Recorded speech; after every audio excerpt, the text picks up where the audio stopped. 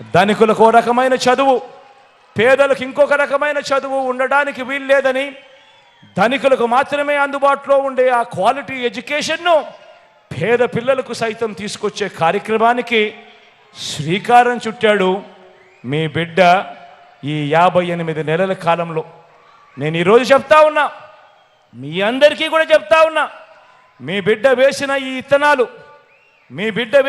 ఇత్తనాలు మరో 10-15 సంవత్సరాలలో ఏ స్థాయికి వృక్షం అవుతాయి అనంటే, మన పేదింటిలో పుట్టిన మన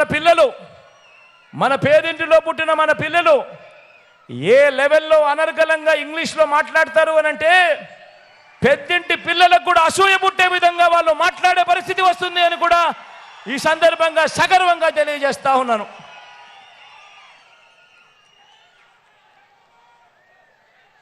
ఇంటింటికి మంచి చేయగలిగాం కాబట్టి మనకు వారి మాదిరిగా కుట్రలు, పొత్తులు, ఎత్తులు, జిత్తులు వీటితో పని లేదు.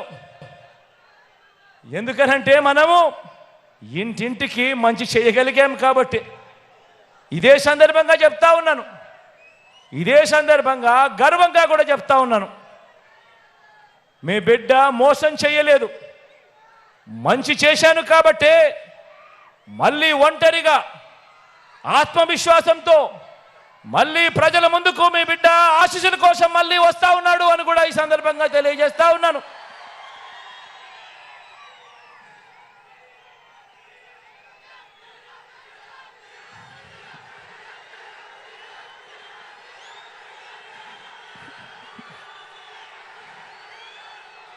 కాబట్టే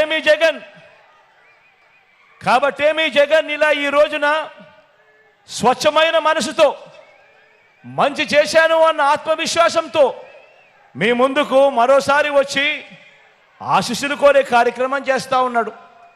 రాబోయే 2024 ఎన్నికల్లో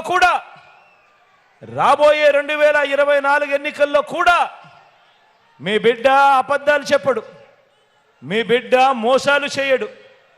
చేయలేని వాగ్దానాలను సాధ్యం కాని వాగ్దానాలను మీ బిడ్డ మేనిఫెస్టోలో పెట్టాడు. ఒకటే గుర్తుంచుకోండి, జగన్కు పేదలపై ఉన్న ప్రేమ, మీ బిడ్డ జగన్కు పేదలపై ఉన్న ప్రేమ ఈ దేశ రాజకీయ చరిత్రలో మరే నాయకుడికి లేదు, ఉండదు అని మాత్రం ఖచ్చితంగా గుర్తుపెట్టుకోండి. అందుకే చెప్తా ఉన్నా జగన్ చేయలేని ఏ స్కీమ్ అయినా కూడా చంద్రబాబు కాదు కదా, ఆయన జేజమ్మ కూడా అమలు చేయలేడని చెప్పి కూడా ఈ సందర్భంగా తెలియజేస్తా ఉన్నా.